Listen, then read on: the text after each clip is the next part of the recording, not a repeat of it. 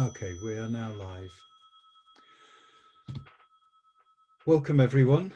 This is loosening lockdown number 4. It makes it sound a bit like a series of Hollywood franchises. I don't think we knew we were going to do 4 of these when we started, but there's a lot about the world we don't know at the moment. My name is Francois Matarasso, and I've been working with EEA on facilitating and organising these webinars. We have a fantastic panel of speakers for you. We've also made further changes as to this format as we improve and learn from the experience. So one of the things you will see is we have 2 sign language interpreters, Byron and Naomi from Love Language, who will be interpreting during the hour. If you want to follow them, you might want to pin their video on your screen, because normally we'll stay in gallery view so that you can see everyone. We're also going to have a go at doing an audio description of ourselves, which is a new experience for me, suggestion from Vici Wreford-Sinnott, who is one of our speakers. So I will say that I'm a white man in my early 60s with red hair, and I'm wearing a dark blue t-shirt. That will give you some colour to add to my voice if you need it. Today's session is about the relationship of artists and communities. Many artists have been very much involved and committed to their local neighbourhoods and their local communities during the lockdown, and that will continue, I know, and it's changing the way, it's changing relationships, it's creating new ideas and new ways of working. And we have some fantastic speakers today. We have Stella Duffy, who is a writer and a performer, and one of the driving forces behind Fun Palaces. We have Alan Lane from Slung in Leeds, one of the country's most interesting and innovative community-based theatre organisations, and Vici Wreford-Sinnott, who's the artistic director of Little Cog and founder of We Shall Not Be Removed, the campaign to ensure that disabled people remain active in the cultural sector. And we have Amaya Dent, who's a producer from EEA and who will speak to you and welcome you on behalf of EEA in a moment, and Dyer from the Arts Council. So we only have an hour, so I'm not going to witter on now, but I'll ask Amaya to speak on behalf of EEA before we open the panel proper. Okay. Hi everybody, my name is Amaya Jeyarajah Dent, and I am the creative producer here at Emergency Exit Arts. Many of you will know us and know our work, but for those of you who don't, Emergency Exit Arts, we are an arts company, primarily making work for the outdoors. We are 40 years old, this is our birthday year, and we are a national portfolio organisation, and we inspire change through creativity. That's what we do. We work with communities to create celebrations and spectacle in public space. And we've been running this Loosening Lockdown webinar series over lockdown, and it's been an important digital space in which we've had lots of key conversations and asked lots of big questions about what it will be like to come out of lockdown. And we've talked to a whole host of amazing thinkers and people from across a number of sectors. I'm just going to share my screen. Hopefully you can all see that.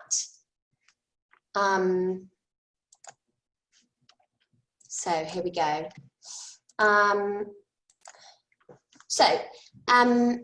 Just briefly, over the previous webinars, we've had some really important discussions and we've learned a lot. Towards the start of lockdown, we reflected, you know, as many arts and cultural organisations were trying very fast to pivot to begin to work digitally, we were reflecting on how digital was not the only option, and actually how starting small and working hyper-locally on doorsteps, in windows and on streets was an amazing way of still being able to engage with communities and have positive impact and make work. We've also reflected on the nuts and bolts of health and safety in a post-COVID world, and what that looks like in terms of risk assessments and in terms of impact on budgets, when working in live event.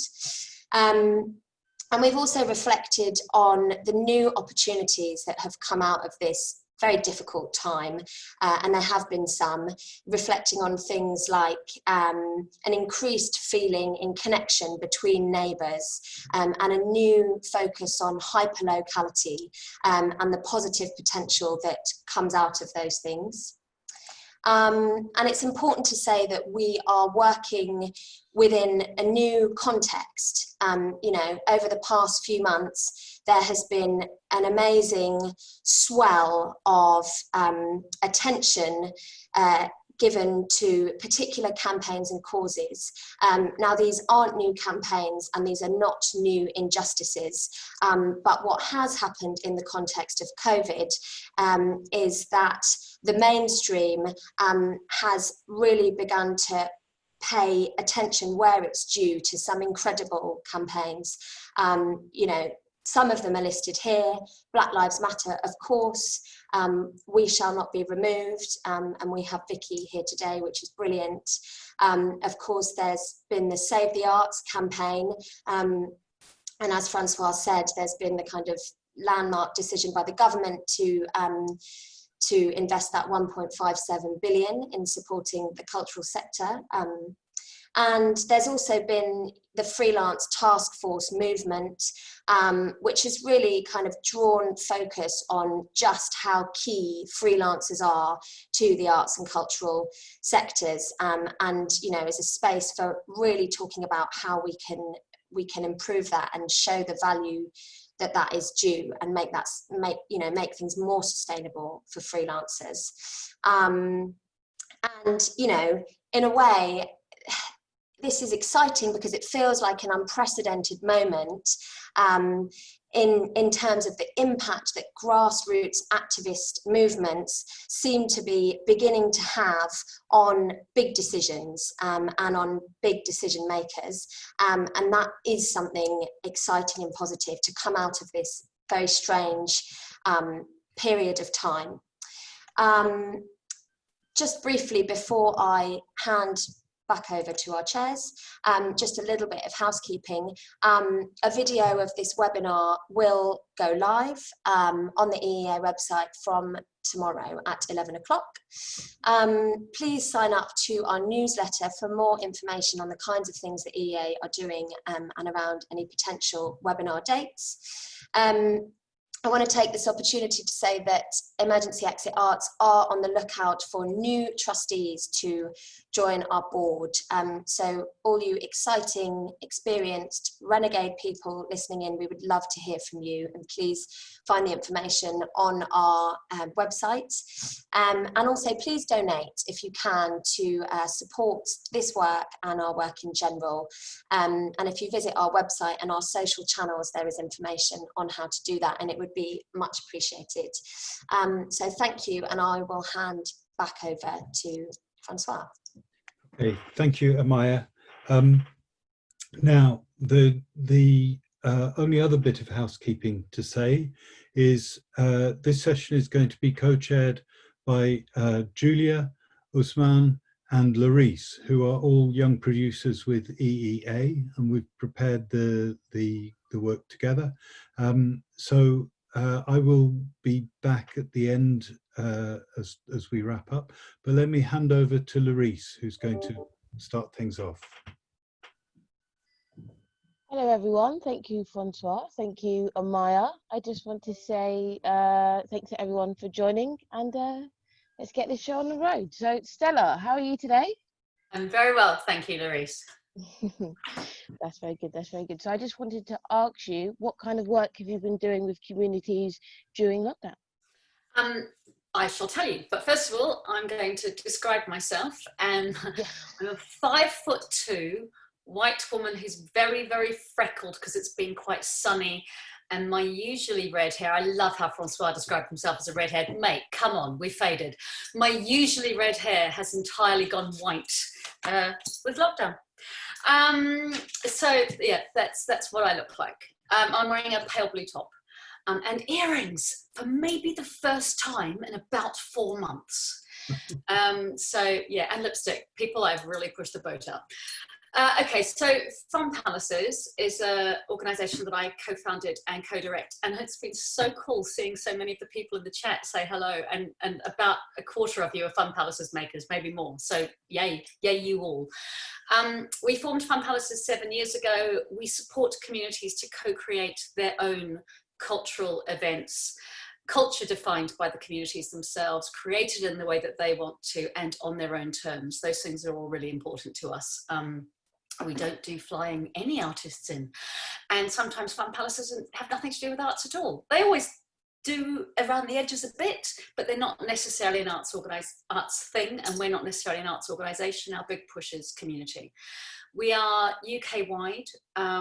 We are funded by the National Lottery Communities Fund, and we have ambassadors in Northern Ireland, North Wales, Bethan's here, hi Bethan, the Highlands of Scotland, the Central Belt of Scotland, Sheffield, Cornwall, and I think I've forgotten somebody, oh, Northern Ireland.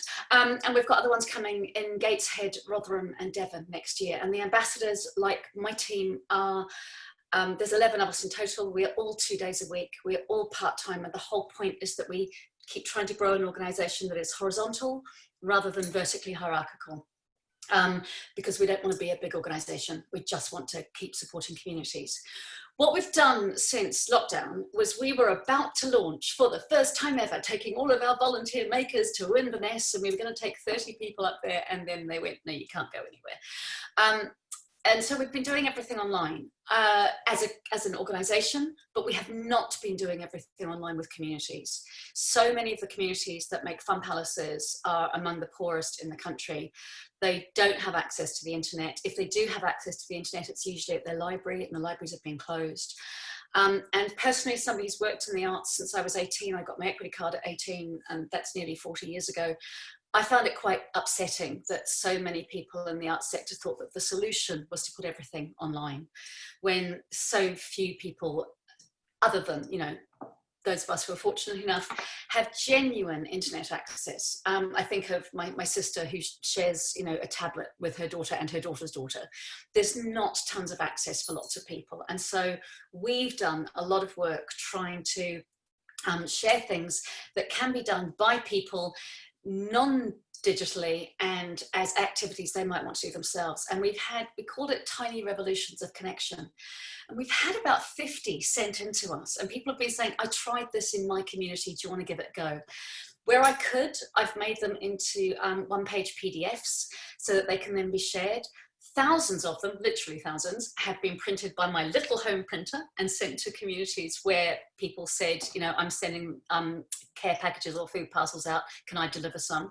Another, about 4,000 have gone around a mental health charity area in the north of Scotland because of our Highlands ambassador. What's really exciting about them is they are people supporting other people. We see ourselves as a conduit as much as anything else. We don't tell people how to make Fun Palaces. We don't tell them what they should do. We trust that every community knows what's best for them. So we've done that.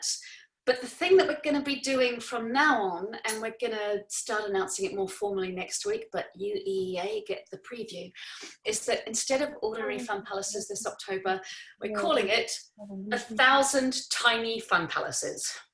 So I don't care about the numbers. I mean, the numbers look good and it'll be great for marketing, people to shout about it. I'm not fussed.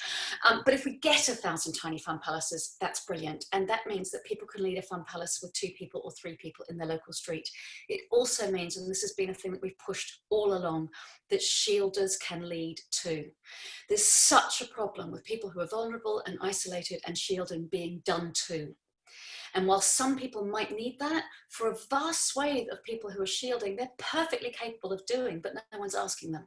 And they're perfectly capable of contributing and being creative, but people aren't asking them. So we've got a 2-page shielder guide. It's been checked through by some disabled colleagues of ours who think that it's okay.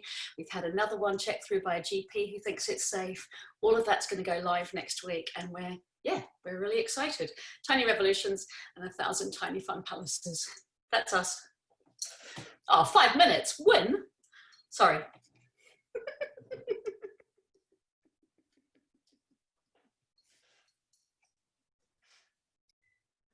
Okay, Julia, do you want to pick up? Yep. So hi everyone, I'm Julia. Quick description of myself. I've got kind of bob length hair, black hair, dyed, I think brown roots. It's kind of faded now. I'm a Chinese girl with glasses, a bit chubby, and I think I'm a peachy coloured jumper. So my next question is up for Alan, who is with Slung. So we're just really wondering, so what is your organisation about, and what have you been doing during lockdown, before and after? Thanks, Julia. I'm Alan. I'm 6'3", 41, white man with a far too short haircut in a blue shirt, sat in front of what I thought was an ironic velvet curtain, but now I'm sat here, it's just a velvet curtain. We're an outdoor theatre company based in South Leeds. We make large outdoor shows. We call them people's theatres, so large companies of volunteer performers alongside people who spend their life making art and are paid for it. And we run a cultural community college where people come to learn everything from bread baking to stargazing, from Irish dancing to wood whittling, out of our home, which is the oldest working men's club in Britain, called the Holbeck, which we now run as a community and social space in South Leeds. So that's what we used to do. We closed a week early because most of our members are in their 70s and have pre-existing conditions, and we're a pub. So we shut about a week earlier in the government lockdown and started driving for local food bank and Meals on Wheels, and the council approached us and asked us to be the ward lead for social care referrals for Holbeck and Beeston. There's 7,500 homes here, and it's our job to make sure they have everything they need, from everything to walking their dog to picking up their prescription. What that in reality means now, we're about 3.5 months in, is it's food parcels. We ship a shed load of food parcels, predominantly to families, but we'll send it to anybody. We are a nons means tested, non-valuing food bank. We send food to whoever has need of it. We've cleared 2,000 food parcels now, and we're about to take over responsibility for a local primary school during the summer holidays, who have to do an awful lot of food distribution, and the only way the teachers were going to get the summer holidays off is if someone else said they do it for. So that's us. We'll keep doing this until December. At a bare minimum, but it's helped us a lot with our planning and our expectations and our egos to just say, we're just going to do this for another 6 months. Alongside that, we have the LS11 Art Gallery, which means anyone in the area can submit a piece of art. It will be accepted. We go around, we take a picture of it, we print it on an A3 waterproof board, and we put it on a lamppost. And it means when people were walking around the area doing their Boris Bimble, then they would be able to see the art of their neighbours. And alongside that, we put on theatre shows for children in various social distancing safe ways, using tents and all sorts of other things, and working with our local primary schools. We're still doing live performance with an audience. It isn't about opening theatre. We're a pay what you decide venue. It's about a continuation of our social care referrals, and the children in our immediate area are in a mental crisis and they need someone to tell them a story. And that might be me going into the primary school and reading it out, or it might be some actors telling a story on the back of a lorry that we've just driven into a car park, or anything in between. I think I'm out of time, so I'll shut up there. Thank you, Alan.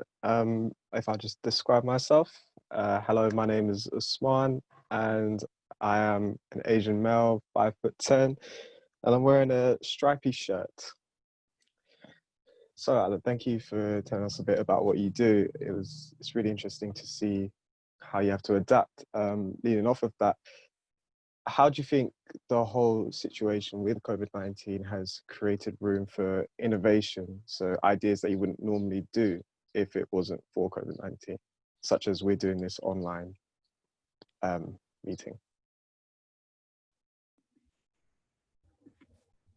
Hi, man. I think that the best of our sector have responded to a changing world. I think that people who decided to continue with doing what they were doing before, even though every single part of their world had changed, probably need to reassess whether they're having a creative response to anything. Thank you.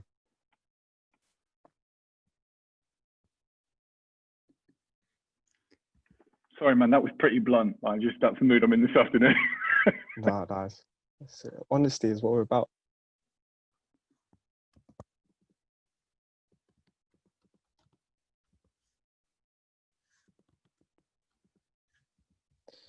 So if we move on to Vici.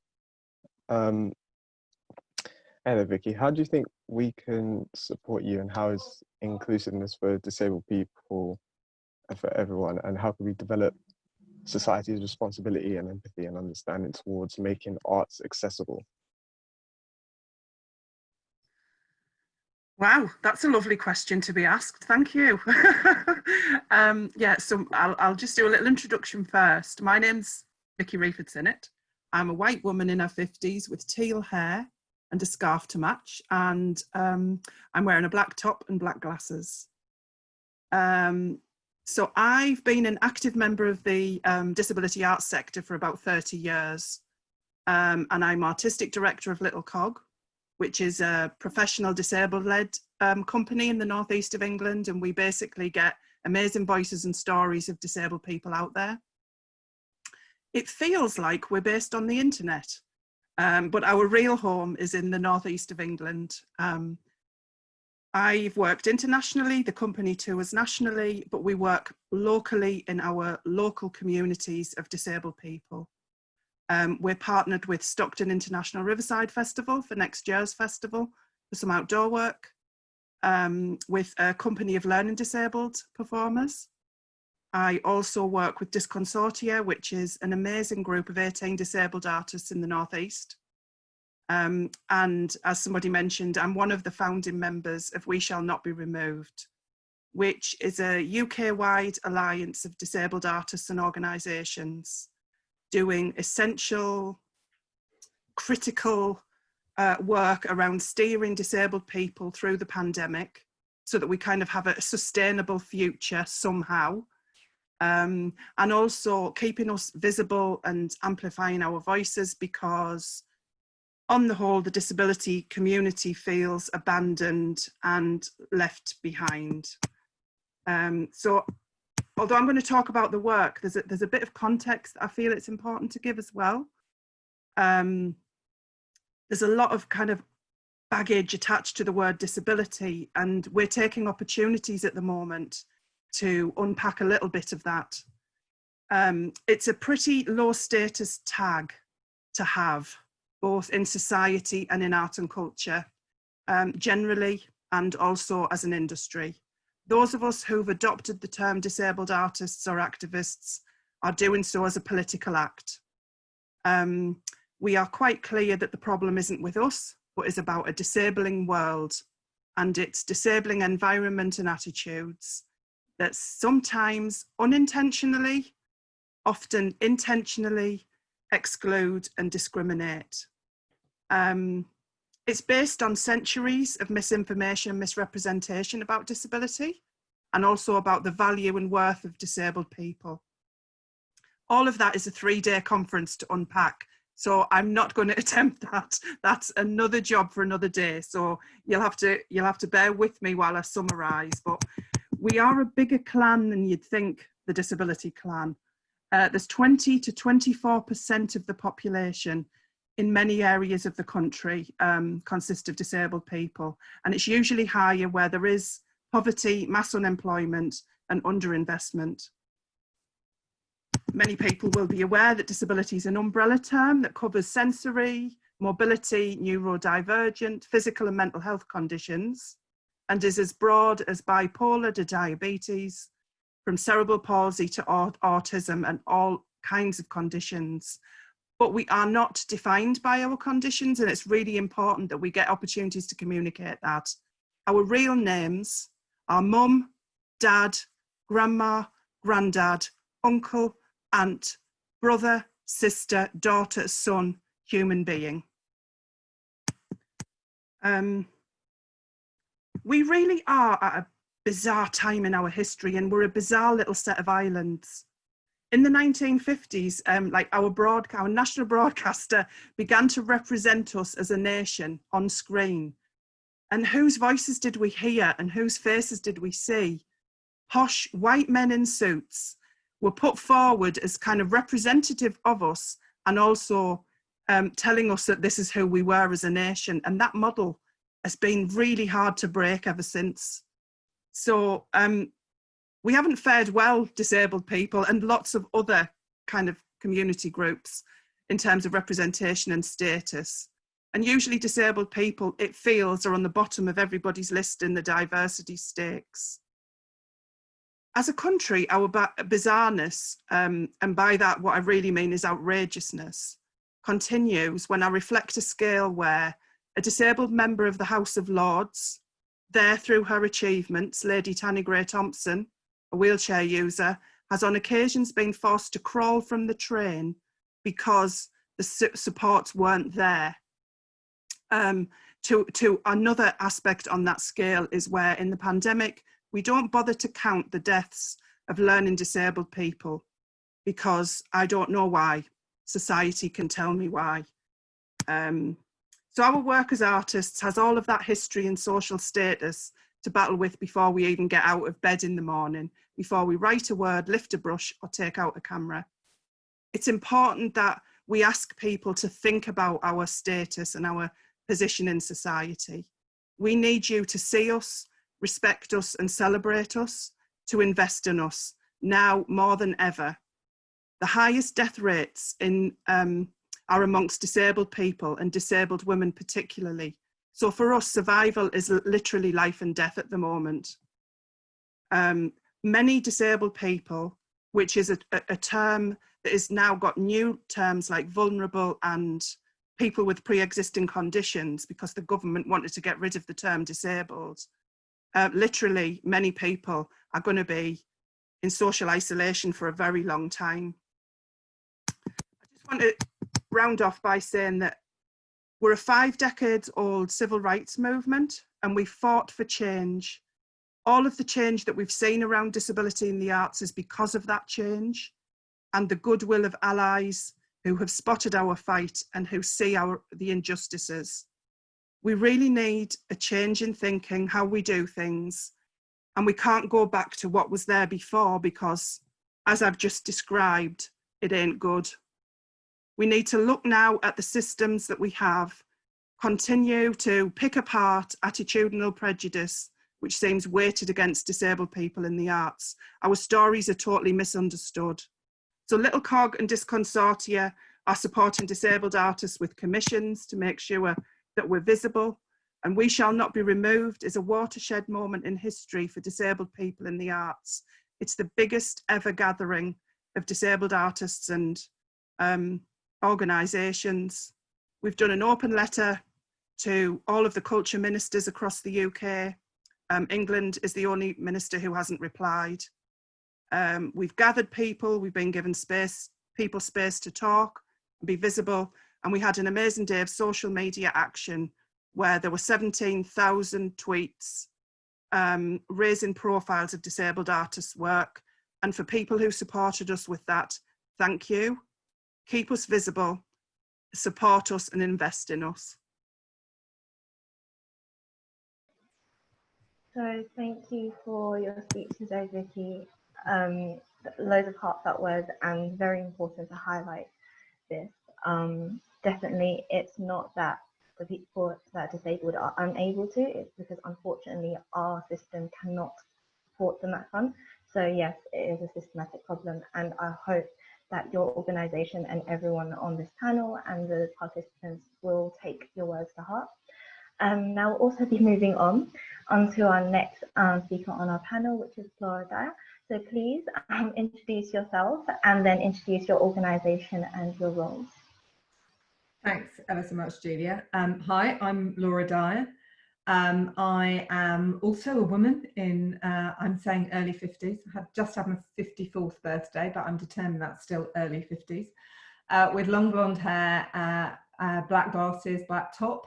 I'm 6 foot, though you wouldn't know that from sitting down.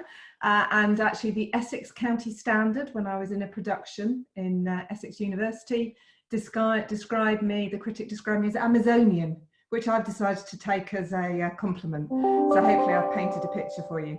I work at Arts Council England. We're the development agency for arts museums and libraries. We're an arm's length body, which you've probably heard a lot of, more than you would have thought in the last few days, and also a charity. We get our government from money from government, and we are also one of the distributors of lottery money, so one of the good causes. And those two sources of funding give us around £500 million a year to distribute. So that kind of puts into context, I think, the scale of money that's just been awarded or just been announced by government. We're also, on behalf of the Department for Education, a fund holder for music education hubs. And you can probably tell all these terms have quite loaded meaning in terms of what our autonomy and power is over the resources. Since lockdown, our 500+ staff have continued to work from home. And like everyone, juggling a range of kind of personal and professional commitments, and all getting used to the new technology, in particular, our internet choice, our kind of digital use of choice is Microsoft Teams. So I'm now a wizard on Teams, a bit of a novice still on Zoom. The thing that we really did, our kind of opening mantra as soon as the crisis struck, was really that our aim was to try and support the whole of the cultural ecology. We recognise that that has been a real challenge, and that, as Vici has already highlighted, many people don't feel that they've got a place at that already at that ecology table. So it's something that we've really tried to challenge ourselves, and indeed our National Council have really challenged us to kind of hold to that principle. We looked at all of the resources that were available to us and launched 3 emergency funds within days of the kind of pandemic striking. Just to give you a bit of a sense of the kind of huge organisational shift that took us. I mean, it usually takes us between 6 to 7 months to develop a programme from an idea through to what we call the portal opening, which means the much loved Grantium system going live.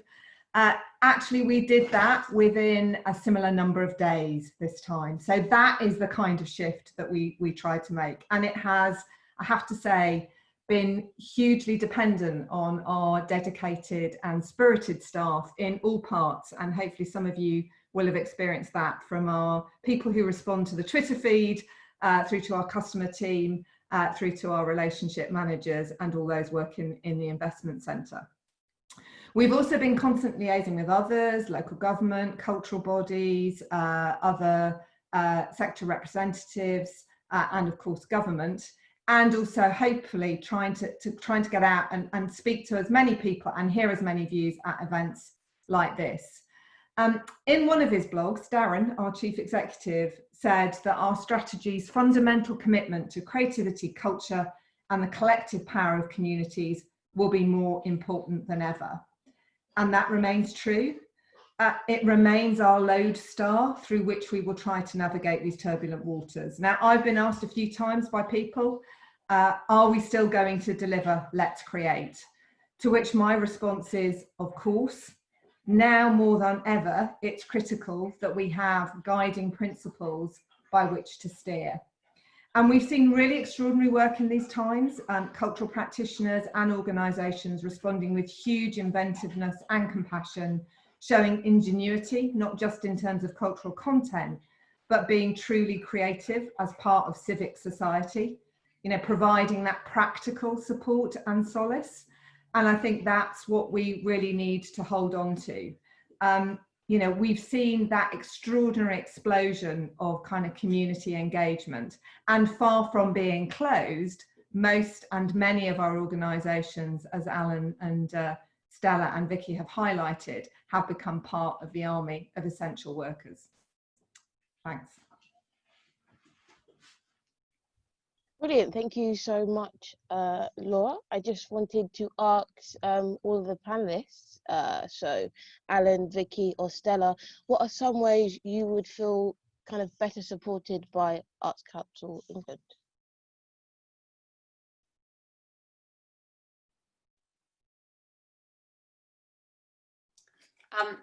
I'm feeling supported by Arts Council England. We hadn't been funded by the Arts Council for about 3 or 4 years, and that's why we've been funded by Wellcome and Hamlin and Lottery. And this year we were hoping to do a series of libraries workshops all around England, because it's Arts Council England. They've all been postponed until next year. What I found really important from the Arts Council was an absolute understanding that that's just how it happens. No one said prove that you've done the work. No one said you've got to go and do the work, when obviously you can't, because they were face-to-face workshops. We're doing loads of digital stuff with libraries and lots of things on the phone with the ones who don't have online stuff. But I thought the Arts Council was really strong right at the very beginning in saying, of course we trust you. Keep doing what you're doing and try in the ways, for example, that Slung Low have, to make it relevant. You know, relevance, still a good word. Yeah, I would echo a feeling of support from Arts Council when the pandemic crashed. It was a major shock. I genuinely don't know how you did what you did. But I think also that we felt listened to. We had conversations with Abid in the diversity department, Disconsortia, the group from the Northeast, disabled artists, put a paper together, and yeah, I think that we kind of felt supported in terms of access as well. I think broadly, kind of going forward, disability hasn't been brilliantly represented in the DCMS discussions. We've had 3 amazing people from the disability sector in there, who really have had to fight for practical, accessible things, which to many of us feel like the basics and the bare minimum. I think we want to be represented culturally. I think we want to be invested with big resource going forward, and also a recognition that actually for disabled people who have access to the internet, digital work has been a lifeline in isolation. However, we're also working with people who, as Stella said, don't have access to the internet, and we've been using the post and sending out parcels and communicating by letter again and things like that. But we just need some big thinking about how culturally we represent people and involve people.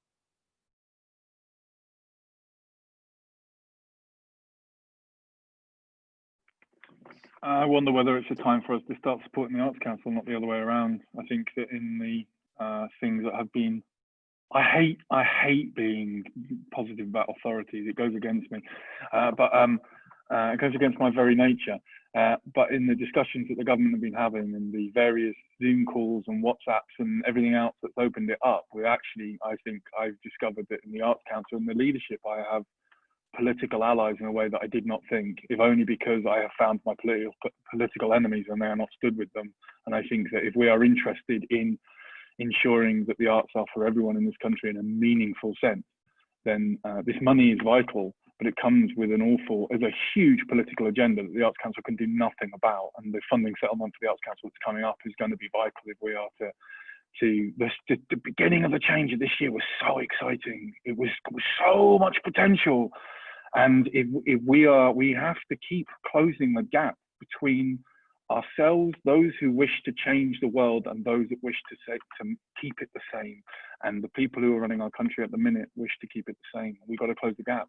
And in this, I am certain, whilst they are not perfect, the Arts Council are my allies, and therefore whatever I can do to help them. I imagine a world in which there is no Arts Council, there is just the DCMS, and that makes me unhappy. I just jump back in because there's a really important comment in the comments from Karen Goddard saying for freelancers like me not eligible for JRS or SEISS, Arts Council has been the only support. This current government's inability to notice that by forcing freelancers onto PAYE contracts and then telling freelancers if their PAYE contracts took them over 50%, they were not eligible for the self-employed payment has been brutally damaging. It's hard enough for freelancers, but there are so many freelancers out there who are struggling so much. It is, seriously, it's horrendous. Arts Council support in that, and it hasn't worked for everybody, of course, because it never can, and granting it's hard work, but there has at least been that. And we have tried, all of us, freelance task force, you know, freelancers make arts, are trying to get this point across, but it's still not getting through. Thank you, Stella.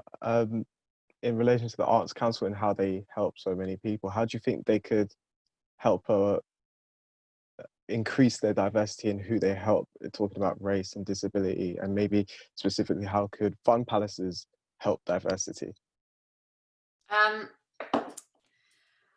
I intend to get the hell out of the way in a little while. I don't mean right now. I'm booked to be here till 5 o'clock.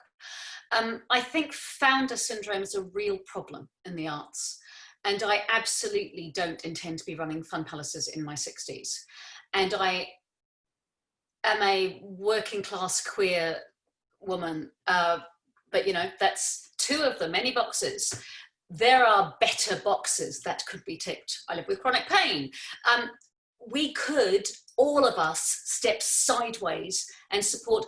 And looking at you guys and knowing that you're younger than me, but not always younger, because those of you who are looking forward to reading Dave O'Brien, Orion Brooks and Mark Taylor's Culture is Bad for You in September will understand that there is also a swathe of older people who were not welcomed into the arts, and that there was never a golden age. There are older white working class people, there are older people of colour, and there are older disabled people who could also become leaders in the arts. What I perceive my future personally to be, and hope that that is a role modelling for fun palaces, is to support others to lead. And I expect to be doing that really quite soon.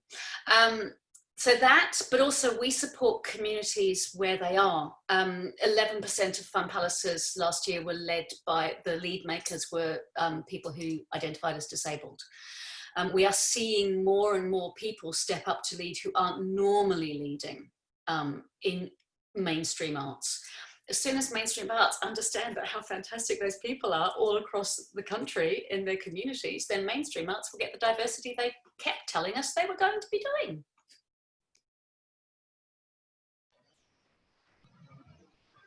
Thank you, Stella. So diversity has been a very big theme that we've been running with right now, but not only just looking forward, but maybe even learning from our past. So I was wondering, you guys all come from many different organizations and you all have something that you stand by and projects that you've run.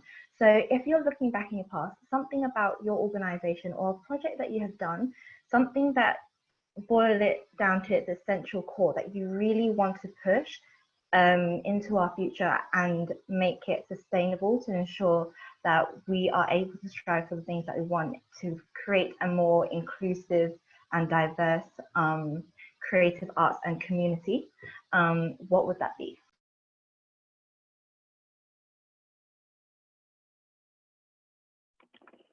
I'm part of the team that runs the oldest working men's club in Britain, and lots of people have perfectly reasonable problems with those words. Sorry. We set up 150 years ago, and the reason why it doesn't matter whether I have any problems with those words or not. My community are incredibly proud of the fact that they are the oldest working men's club in Britain, and anyone who comes along and attempts to rewrite it as something else is failing the first step of cultural democracy. And I'm a big enough boy to take the grief that comes from running a working men's club. It started 150 years ago, and there isn't a pub. There wasn't a bar. It was a place where people came to, it was a lecture hall and a games place. You would come and play billiards, and you would come and hear lectures, and people would come, and if you were an expert in something, you would come and talk, perhaps to your community. It was peer on peer as well as guests. And for 50 or 60 years, it was a place where people of this came to be entertained and to be educated, and paid a membership to be collectively held. And it would speak to these 7,500 households here. In fact, slightly less, because there would be one every other. What an amazing model. What an amazing thing that you would have something that had the finest thought that a community could manage and would share it collectively, that it would be owned by the people, and that people would come to be educated and entertained in something that they could throw a cricket ball and hit from their house. What an amazing, accessible, environmentally friendly micro-democracy. What an extraordinary thing. And there's somewhere along the line, and I think it's probably capitalism, but we don't have time necessarily to get into that. We've rolled them into bigger and bigger things. So now we all get in cars and we drive to the palace on the hill and we watch the thing and we call that exceptional. That's madness. That's insane. We are lucky enough sometimes to be described by people as innovators or new, and none of that's true. We're basically a bunch of hippies who grew up under Thatcher and Blair and have iPhones.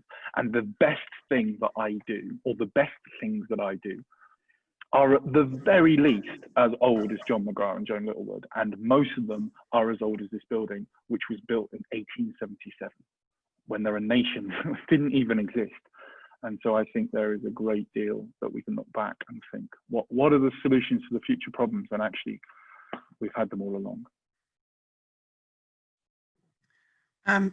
For me, I think that example of microcosms of democracy is phenomenal, and they so that's on a massive scale the work that that Alan's doing with Slung Law, and should be replicated in every village in the land. In terms of our own work and a microcosm of kind of democracy for disabled people, we work in partnership with Arc Stockton, which is a phenomenal arts centre, which I hope isn't a castle on a hill. You know, it's very rooted in its community and is led in an extraordinary way by Annabelle Turpin. It's very much about how being there for communities, and we had the good fortune to be part of a 3-year project with them. They gave us the space to dream of this project, and then we were lucky enough to get the funding for it. And it was a kind of a 3-strand strategic artistic project that looked at disability equality and how it might work in a mainstream or in a venue setting. And we created a phenomenal model of practice that people have invited me to different parts of the world to talk about. It's not brilliantly championed in the UK. I don't know why. It's really hard to, I don't know, crack several, ceilings or, other metaphors. But we have got an amazing model of practice that we can talk about that worked, that was disabled led. And that's it. Just if I could just quickly say, the problem I have with the notion of diversity and where we've got to now, fully acknowledging we need equality measures in place, is that kind of calling communities diverse and minority diminishes us. It diminishes our place and our status.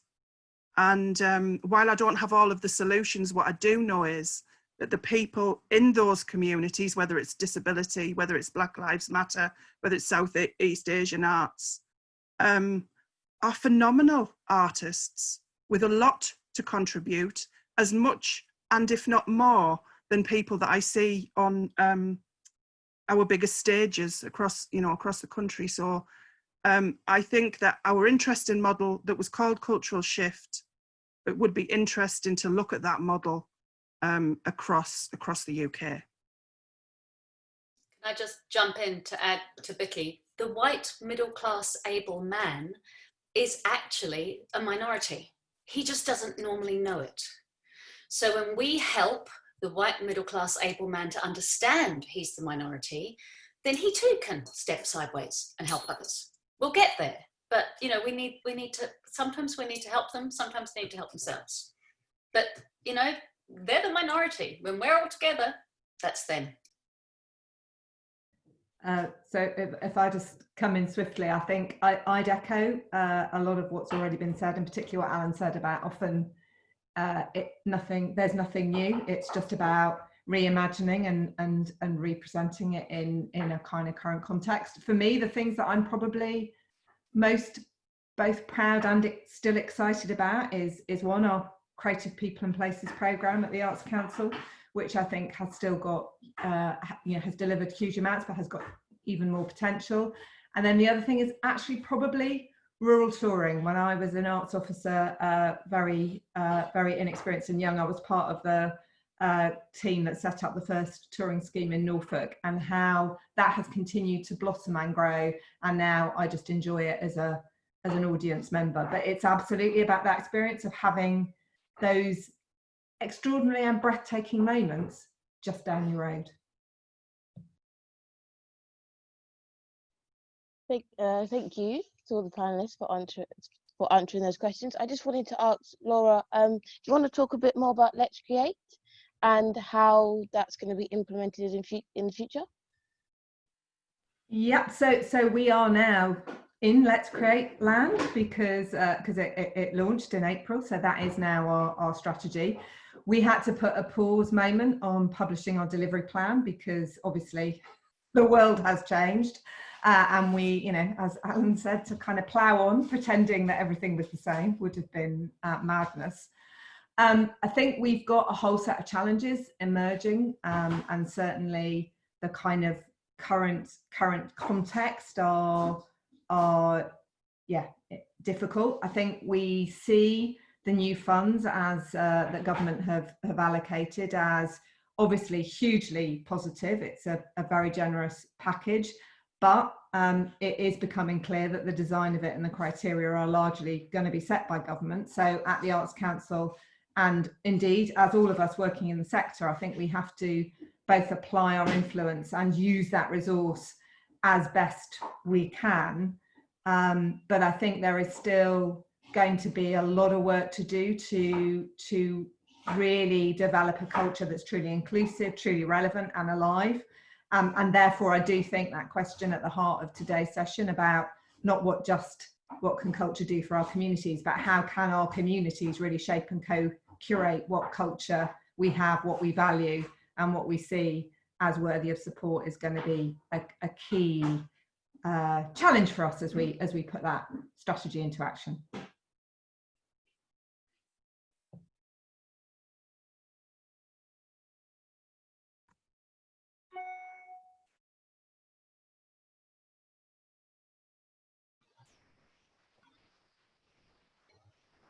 Thank you, Laura, for speaking. And we're coming to the close of our session. So there's one key question that we wanted to ask, just to round up, because we understand the influence of the Arts Council and how it's a very symbiotic relationship between the Art Council and the art community. We both rely on one another. It's not about a give or take. So we're wondering how, maybe not the specific details, but what you would like the funding to be going, the funding that the Art Council has will be going towards specific projects or ideas, or what targets you want to reach, or what impacts you wish to have. Maybe realistic, maybe idealistic. The floor is open for everyone.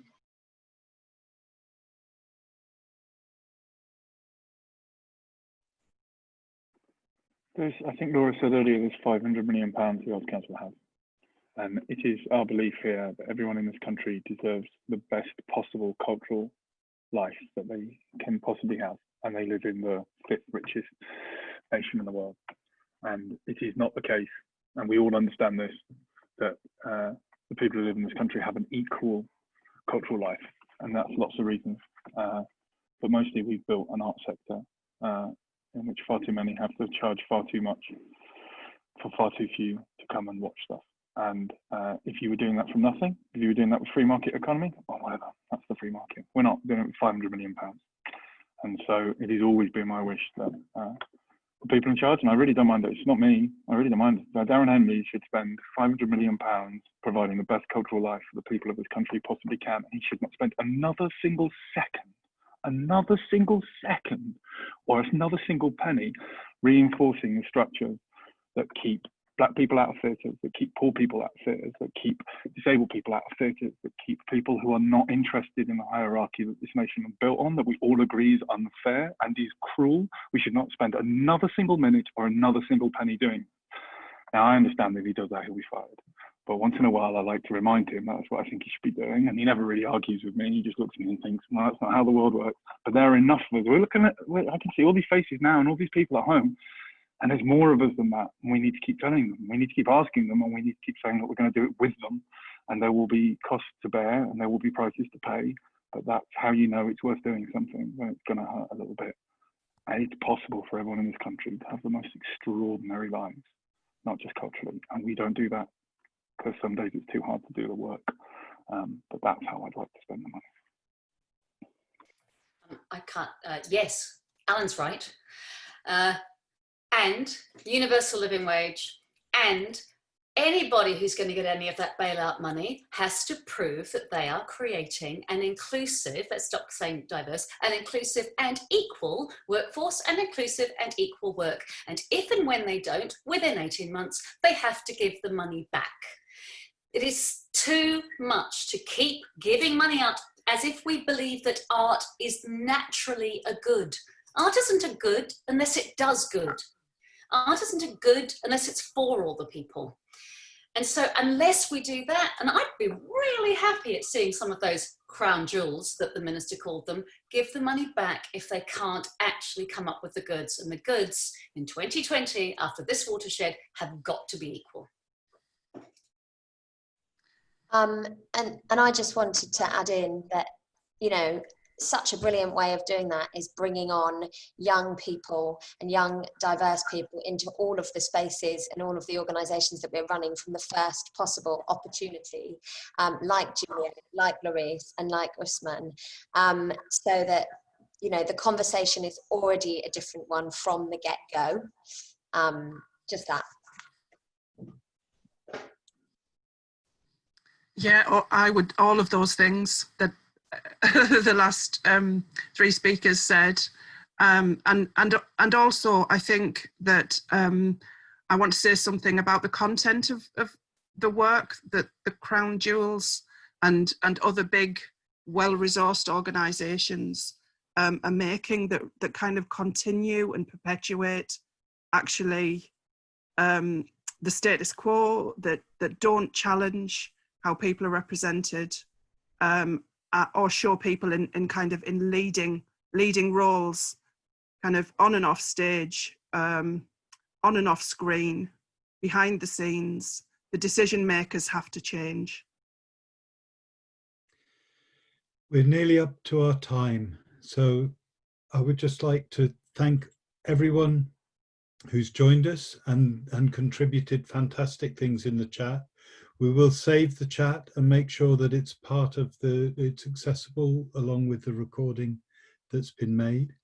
I'd like to thank the sign language interpreters who've added a vital new dimension to this work today. Especially want to thank our 4 panelists and Amaya, who've joined us and contributed such inspirational and thoughtful and challenging ideas that will not be forgotten, I know. And maybe more than anyone, I want to thank the co-chairs, Julia, Usmaan and Laurice.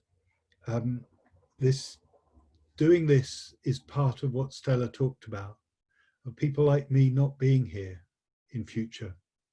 And it was a step that we began with the last seminar.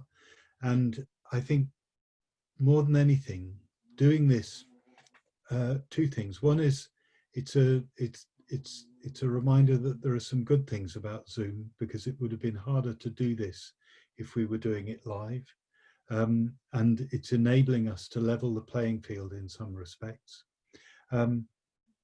And the second thing that I want to say is that Julia, Usmaan and Laurice, you have done such a good job today.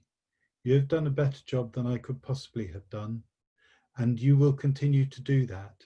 And this, for me, shows that to bring about change, we just have to do it. That's all. There's nothing complicated about it. We just have to do it.